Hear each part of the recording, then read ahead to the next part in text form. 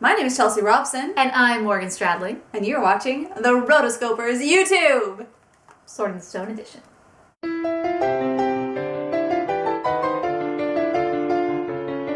Hi guys, we are back to review the 50th anniversary edition of the Sword in the Stone. So, the big 5-0. The big one. What is this, the golden anniversary? Yeah, that's pretty legit. It's a big deal, but not to Disney. This is the Blu-ray release of The Sword in the Stone, and the bonus features are pretty pathetic. So I like this movie. This wasn't necessarily a movie that I watched all the time growing up. It wasn't a Lion King for me or an Aladdin. But this is one you would pop in every 6 months and watch it because you're a Disney fan and right. You gotta watch it. I really remember liking the scenes, and I still like the scenes where they turn into animals. I thought that was just fun. Those are fun. Because he's a magician, he's a sorcerer, and so, we get that little element of fun. And then the whole Madame Mim, kind of the wizard's duel. I mean, you don't get much better than that. The wizard's duel, I think, is a really iconic scene. It is. In all of Disney canon. So that one's really awesome. It's not a masterpiece by any means, but it was created by the hands of the masters. Yeah, for sure. The 9 old men. Some of their sequences, and they were the heads of the characters for these different characters. And so in the animation, there are really spectacular scenes and drawings, but the film itself is definitely not a masterpiece.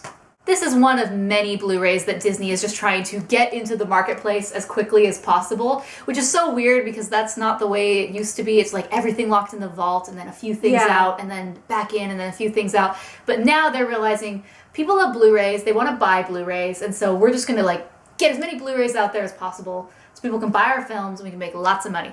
That is my interpretation of these releases. This, Oliver and Company, Robin Hood, there's nothing special really added to these movies to make it even, worth it, other than the fact that you get an upgraded HD version. Yeah. Honestly, I think the reason why they're doing this is because they brought in that new app where it's watch Disney anywhere via your phone, your smartphone, or whatever. And so I think it's just one last ditch effort to get somebody to buy these physical copies of these things.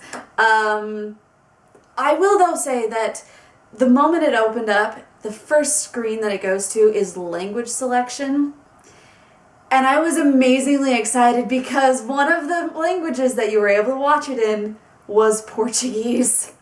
Chelsea and her Portuguese. It is! No, but they're never on it. And so it's always French, Spanish, and then English. And I'm always like, but I want to practice. But this one I can, so I'm really excited. So, just gonna say it's a buy it for me from the beginning. But okay, the fact that it has Portuguese menu option got Chelsea excited. I, on the other hand, think this Blu-ray, this HD conversion, is horrible. I mean, I love Sword in the Stone. We will talk about Sword in the Stone. But yes, the rumors are true. This is the worst HD conversion of any Disney movie ever. This is one of the, the Xerox era movies. Yeah. So it has kind of the sketchiness that makes it really cool and vintage, and gives it a lot of character. I liked that era, alright? I did. 101 Dalmatians, Robin Hood, it's good stuff. Yeah. Oh, Disney. They don't care. They just, let's put our magic wand on this and fix every imperfection. Bing. So, everything about this, just the colors are super vibrant.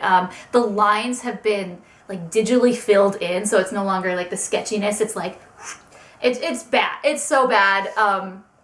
As a Disney purist, you're gonna hate this, and I hated it because it's just watching it. You're why? And for them to just we're just going to autocorrect everything here and see how you like it. It's really offensive. She says it with a slight smile. It's really offensive. It's really offensive. I'm sorry.